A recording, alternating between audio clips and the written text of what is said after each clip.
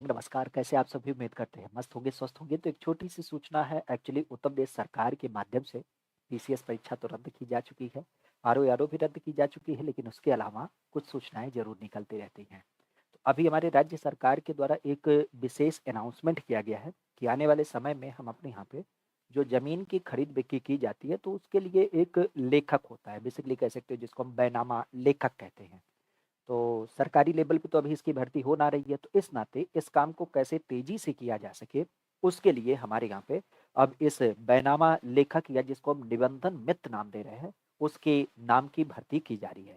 क्योंकि आप भी जाने आने वाले दिनों में कई सारे उद्योग वगैरह स्थापित होंगे, ज़मीनों की भी खरीद-बिक्री बड़े लेवल पे हो ही रही है, तो इस दशा में ऐसे कर्मचारियों की ज़रूरत हर कचहरी लेवल पे आपकी पड़ रही है। तो इसी नाते इस वैकेंसी को हमारे यहाँ पे अनाउंस किया गया है। लगभग-लगभग 20,000 पदों को अनाउंस किया गया है।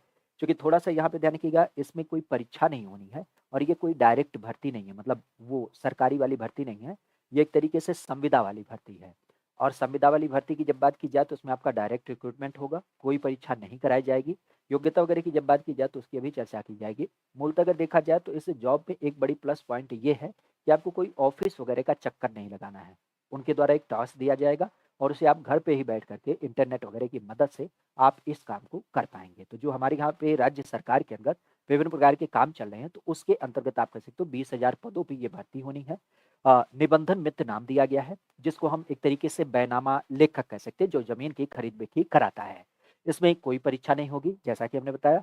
वेतन डायरेक्टली आपको 20,000 रुपया दिया जाएगा प्रति महीने के हिसाब से। योग्यता की जब बात की जाए, तो यहाँ पे हम देखने का प्रयास करते हैं। एक्चुअली ये पेपर कटिंग है, जिसमें आप देख सकते हैं कि जल्द कैबिनेट में इसका प्रस्ताव रखा जाएगा। 20,000 युवाओं को क्या होगा, इसके अंतर्गत आपका रोजगार मिलेगा।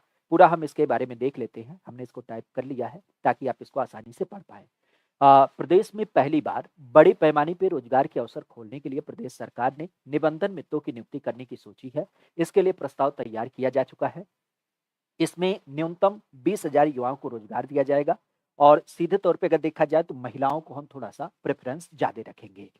देश में अपनी तरह की यह पहली बार प्रयोग किया जाएगा। निबंधन मित्र, ख़ासा अगर इनकी बात की जाए तो निबंधन मित्र जैसा कि मैंने बताया, ये जो निबंधन मित्र हैं, ये रजिस्ट्री और जो प्रॉपर्टी संबंधित हमारे यहाँ पे दस्तावेज होते हैं, उन सबको तैयार करेंगे। मतलब जो स्टाम्प वगैरह होता है, क्योंकि आजकल आपने देखा होगा खतौनी और खतौनी के अलावा स्वामित्व योजना भूलेख वगैरह को ऑनलाइन करना, तो इसमें बहुत सारे लोगों की ज़रूरत पड़ रही है।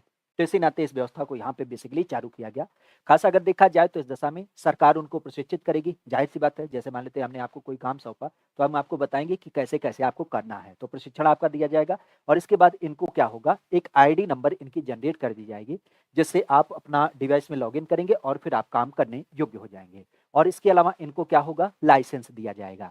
जैसे आपने देखा होगा कि स्टाम्प पेपर बेचने वाले जो लोग होते हैं, उनको सरकार के द्वारा लाइसेंस मिलता है। जो लोग दारू की दुकान चलाते हैं, उनका लाइसेंस होता है, ताकि वो वैध हो जाए। तो इस दशा में आपको भी लाइसेंस दिया जाएगा, ताकि ऐसा ना हो कि आपने कोई फर्जी व्यक्ति जो इससे जुड़ा हुआ है और वो क्या करे, यह इसका कार्य करे, ठीक है? बहरहाल यहाँ पे अगर देखा जाए तो एक रजिस्ट्री का पेपर तैयार करने के लिए निबंधन मित्रों को सामान्यतः क्या होगा, 2,000 रुपए फीस दिया जाएगा। मतलब अगर आपने एक रजिस्ट्री तैयार कर दी, तो उस दशा में कम से कम आपको 2,000 रुपए मिलेंगे।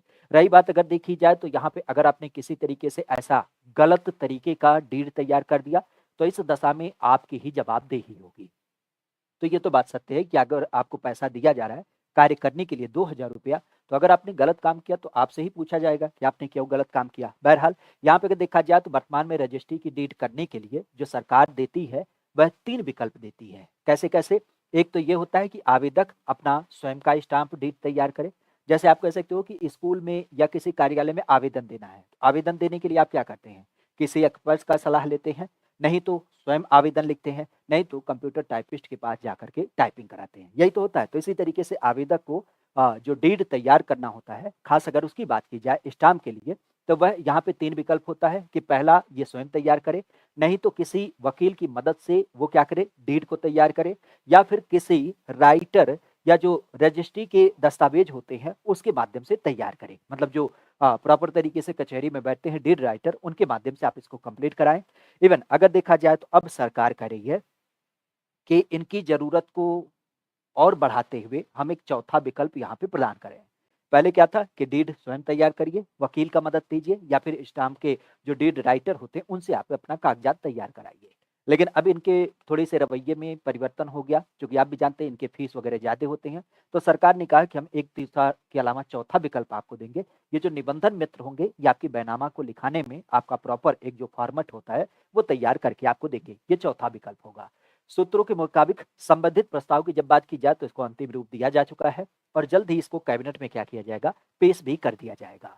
अब निबंधन मित्र की जब बात की जाए तो निबंधन मित्र आप भी बनना चाह रहे होंगे कि अगर घर से ही काम करने को मिल रहा है तो क्यों ना हम कर लें।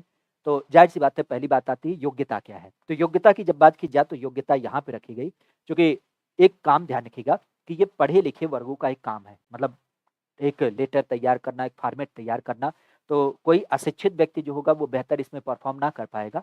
जो बेहतर कानूनी दस्तावेज़ों के जो नियम कानून होते हैं उनके बारे में प्रबंधन करना जानता है, तो वही व्यक्ति इसके लिए योग्य होगा। तो इसी नाते स्नातक परीक्षा इसमें क्या की गई है, योग्यता रखी गई है।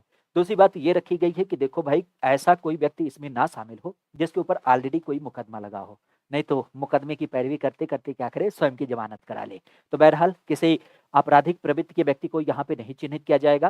ख़ास अगर देखा जाए तो सरकार का जो प्रशिक्षण होगा, सरकार प्रशिक्षण के बाद इसमें व्यक्ति को एक लाइसेंस नंबर दे देगी और लाइसेंस बनाए रखने के लिए वर्ष में क्या करना पड़ेगा, न्यूनतम कह सकते हो 5 रजिस्ट्री करनी ही करनी होगी। मतलब ऐसा भी नहीं है कि आपने रजिस्ट्री ले लिया और बम्बई जाकर के नौकरी करें। नहीं, आपको कम से कम 1 साल में अपने आप को एक्टिव दिखाने के लिए 5 रजिस्ट्री तो करनी ही करनी पड़ेगी। चाहे आप स्वयं से किसी से सलाह लेकर के उसको अपने हित में लाइए या फिर आप अपनी कार्यशैली से किसी को प्रभावित करें, उस दशा में वो आपको क्या करे, यहाँ पे आपसे क्या करे, रजिस्ट्री करवाए। तो इस तरीके से आप कह सकते हो कि यह विषय आपका यहाँ पे चिन्हित किया गया। तो एक बात क्लियर हो गई कि रजिस्ट्री करने वाले जो व्यक्ति होंगे, बैनामा लेखक या निबंधन मित्र, अगर उनकी बात की जाए तो निबंधन मित्र के लिए जब भी वो कोई रजिस्ट्री करेंगे तो 2000 रुपया प्राप्त होगा और इसके अलावा स्नातक योग्यता उसकी जरूरी होनी चाहिए। ठीक है। बेसिक अगर देखा जाए तो इसमें जैसा कि हमने बताया कि जब भी आप कोई काम करेंगे तो गलत काम करेंगे तो आपकी ही जवाबदेही होगी, सही काम करेंगे तब भी आपकी क्या होगी, जवाबदेही होगी। जाहिर सी बात है, सही काम करेंगे तो 2000 रुपया मिलेगा और गलत काम करेंगे तो आपसे पूछा जाएगा कि भैया आपने गलत क्यों किया, ठीक है? क्योंकि इससे कहीं न कहीं क्या होता है, व्यक्तियों का जो बैनामा होगा, वो प्रभावित होगा, तो आपकी जवाबदेही तय होगी। साथ ही साथ अगर देखा जाए तो यहाँ पे एक काम आपको और करना पड़ेगा कि जब भी कोई रजिस्ट्री वगैरह अगर आप ऐसा करवाएँगे, तो उस दशा में आपको क्या करना पड़ेगा कि प्रॉपर्टी सही है, गलत है, झूठ है, फरेब है, ये थोड़ा-सा आपको जाँचना पड़ेगा, क्योंकि कई बार क्या होता है फर्जी दस्तावेज़ों का लेखाकरण कर लिया जाता है। तो इसकी यहाँ पे आपको जाँच करनी पड़ेगी। मुख्यतः जैसा कि हमने बताया कि साल में 5 गलत डीड अगर आपने दे दिया, तो उस दशा में क्या होगा, आपके खिलाफ नोटिस भी जारी किया जाएगा कि भैया स्नातक योग्यता है, आपने इतनी सारी चीज़ें पढ़ी लिखी हैं और आप बार-बार गलतियाँ करें, तो ये ऐसा नहीं चल पाएगा। अगर आपने 5 गलती की तो आपका लाइसेंस रद्द भी किया जा सकेगा। खास अगर देखा जाए तो इसका जवाब आपको डीएम को देना पड़ेगा कि किस कारण से हमने क्या-क्या गलती यहाँ पे करी है। अगर बेहतर लगा तो आपको कंटिन्यू करेंगे, नहीं तो यहाँ पे आपका कैंसल कर दिया जाएगा। अपना पक्ष रखने के लिए आपको आईजी स्टाम्प को भी एक तरीके से कह सकते हो नोटिस का जवाब देना पड़ेगा। बेसिकली जैसा कि हमने बताया कि इसमें कोई बाध्यता नहीं है कि आप कचहरी में ही बैठेंगे, आप अपने घर पे ही बैठ करके पूरा इसका काम तैयार कर सकते हैं। वकीलों को अक्सर देखा होगा, कहाँ वो रेगुलर आपके कचहरी में जाते हैं, जब उनकी तिथि होती है तभी जाते हैं, बाकी अपने घर पे ही बैठ करके सारा का सारा काम करते हैं। तो उसी तरीके से यहाँ पे होगा। निबंधन वित्त की जब बात की जाए तो इनके लिए कचहरी में किसी प्रकार के ऑफिस की जरूरत नहीं होगी और जैसा कि हमने बताया कि वर्क फ्रॉम होम अर्थात ये घर से ही क्या करेंगे, काम करेंगे। एक डेट तैयार करने की जब बात की जाए तो जैसा कि हमने बताया रजिस्ट्री मूल का जितना भी आपका पैसा बनेगा तो उसमें से आप कह सकते हो कि 1% जैसे मान लेते हैं कोई प्रॉपर्टी है 10 लाख रुपए की, तो 10 लाख रुपए का 1% कितना होगा, 10,000 रुपया। तो ऐसा नहीं होगा कि आप 10,000 रुपया यहाँ पे व्यक्ति से लीजिए, बल्कि आपको क्या किया जाएगा, अधिकतम 1% या फिर 2,000 रुपए जो भी आपका कम होगा वह यहाँ पे आपका दिया जाएगा। जैसे मान लेते हैं कोई प्रॉपर्टी, अब कोई प्रॉपर्टी 1 लाख रुपए की है तो उस दशा में आपको कितना मिलेगा, 1% 1,000 नहीं, तो आपको 2,000 रुपया दिया जाएगा। तो अधिकतम आपको 2,000 रुपया मिलेगा ही मिलेगा या प्रॉपर्टी के हिस्से का 1% आपको दिया ही जाएगा, ठीक है? बाकी अगर देखा जाए तो इसके अलावा कोई भी दस्तावेज़ वगैरह आप तैयार करते हैं, जैसे बहुत सारे लोग आते हैं ना कि साहब थोड़ा-सा हमारा कागज़ देख लीजिए, सही है कि गड़बड़ है। तो उस दशा में इसके लिए भी आप यहाँ पे अपनी योग्यता के अनुसार कह सकते हो कि जो भी जाँच करेंगे, उसके लिए आपको ₹50 प्रति दस्तावेज़ की जाँच फीस भी दी जाएगी कि आप उसकी कमियों को निकाल कर के उसको पहले से बता दें, ठीक है? इसी तरीके से अगर देखा जाए तो यहाँ पे कहा गया कि यूपी में करीब-करीब 1 साल में 38 लाख स्टाम्प पंजीयन होते हैं और इस दशा में अगर देखा जाए तो एक निबंधन मित्र अगर तैयार कर लिया जाए, तो कहीं न कहीं उसकी जो एक सालाना इनकम है, वो 3 लाख रुपए तक हो सकती है, ठीक है? तो बड़ा बेहतर प्रबंधन है, खास करके हमारे यहाँ पे निबंधन मित्र को लेकर के। और निबंधन मित्र की जब बात की जाए तो इसके लिए सरकार ने एक बेहतर प्रबंधन किया है कि जो स्टाम्प अधिकारी होते हैं, चूँकि हमारे यहाँ पे खास करके अभी तक कचहरी वगैरह में हमने देखा है कि वकील या तो खुद से या तो जो आपके डीड के रजिस्ट्रार होते हैं, लेखक, उनसे आप संपर्क करते हैं, तभी आपका ज़मीन वगैरह खरीदा लिखा जाता है। लेकिन अब यहाँ पे चौथा विकल्प निबंधन मित्र के रूप में होगा, जिसके प्रदेश स्तर पे लगभग 20,000 पदों की भर्ती की जाएगी। स्नातक योग्यता रखी गई है। एक डीड तैयार करने पे आपको 2,000 रुपया दिया जाएगा और 1 साल में आपको 5 डीड तैयार करना ही होगा। अगर आपने 5 से ज़्यादा गलती भी कर दी तो आपको नोटिस भी दिया जाएगा। रही बात इसमें भर्ती वगैरह का, तो इसका कोई प्रावधान नहीं है, क्योंकि आप भी जानते हैं ये संविदा आधारित एक आधार है, जहाँ पे आपको एक ट्रस्ट कह सकते हैं, जिसमें आपको ट्रस्ट के आधार पे क्या किया जा रहा है, यहाँ पे नियुक्त किया जा रहा है। तो उस दशा में इसमें कोई परीक्षा वगैरह नहीं है। योग्यता स्नातक की है और उम्र सीमा भी इसमें कोई बाध्यता नहीं है। हमें लगता है कि 18 से लेकर के 40 साल तक का कोई भी व्यक्ति क्या करेगा, इवन 40 से भी ज़्यादा उम्र का जिसके पास आप कह सकते हो एक्सपीरियंस वगैरह है, वह यहाँ पे अपने आप को अप्लाई कर सकेगा। अभी इसके बारे में कोई फॉर्मेट नहीं आया है कि इसका जो अप्लाई किया जाएगा वो ऑनलाइन होगा, ऑफलाइन होगा, या जिला स्तर पे कह सकते हो कि जो आपकी कचहरी होती है उनमें किया जाएगा। बाकी अगर कोई सूचना होगी इसके बारे में, इसके सापेक्ष, तो उसे हम आपके साथ क्या करेंगे, साझा करेंगे, ठीक है?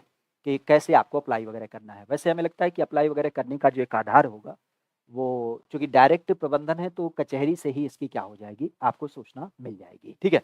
और हमें लगता है कि form apply form apply online offline कुछ नहीं होगा। ज़ाहिर-सी बात है, चूँकि ये एक तरीके से म्यूचुअल अंडरस्टैंडिंग है, ठीक है? तो जैसे आप कह सकते हो ठेके का काम, ठीक है? तो जब आपको ठेके का काम दिया जा रहा है तो ठेके का काम के लिए कोई ऐसा प्रबंधन नहीं होगा। ये सामान्यतः हमें लगता है कि कचहरी से ही रेगुलेट होगा, या हो सकता हो कि आपके डीएम लेवल का व्यक्ति जो हो, उस तक आपको कोई ऐसा एक फॉर्मेट लिया जाए कि उसमें आपकी वेरिफ़िकेशन की जाए। क्योंकि यहाँ से देखा जाएगा ना कि आपकी आपराधिक कहीं पे कोई कोई रिकॉर्ड नहीं है, या फिर आपका जो कल्चर है, आपकी योग्यता क्या है, इन सब चीज़ों को कैसे जाँचा जाएगा? तो हमें लगता है कुछ ऐसा एक समिति वगैरह बनाएँगे और उसी के माध्यम से ये अधिकतर हमें लगता है कि ऑफ़लाइन ही आपका क्या किया जाएगा, चयन वगैरह किया जाएगा। जब आपका चयन होगा तो उसके बाद प्रशिक्षण होगा और प्रशिक्षण के उपरांत क्या होगा, एक आपको आईडी दी जाएगी, आपका एक लाइसेंस बनाया जाएगा और उसके आधार पे क्या किया जाएगा, यहाँ पे पूरी एक जानकारी दी जाएगी। ठीक है? अ तो यही एक सूचना थी छोटे संदर्भ में कि आपके निबंधन मित्र, या फिर जिसको हम क्या बोलते हैं, आपके कह सकते हो कि जो खतौनी बनाने वाले, खास करके जो दस्तावेज़ों का लेखाकरण करते हैं, उनके लिए, ठीक है? बाकी रही बात यूपीजी के पढ़ना चाहते हैं, तो सिद्धार्थ बैच आप देख सकते हैं। आपकी परीक्षाओं के लिए बेहतर आधार ये देने के लिए तत्पर होता है, ठीक है? तो अब आप भी जानते हैं आरओ-आरओ का पेपर भी कैंसल हो चुका है, पीसीएस का परीक्षा भी कैंसल हो चुका है, जिसमें आप भी जानते हैं यूपीजी के बेहतर पूछा जाता है। यूपी ट्रिपल एससी परीक्षाओं की जब बात की जाए, तो उसमें तो 20 नंबर आपका यूपीजी के पूछा जाता है, तो उसके लिए आप इसको देख सकते हैं। सिद्धार्थ बैच जो अभी भी आपके लिए अवेलेबल है, ठीक है? चलेगा, आज के विषय की यहीं बात की जाए, तो यहीं पे विराम देते हैं, मिलते हैं आपसे क्लास में यूपीजी के बारे में।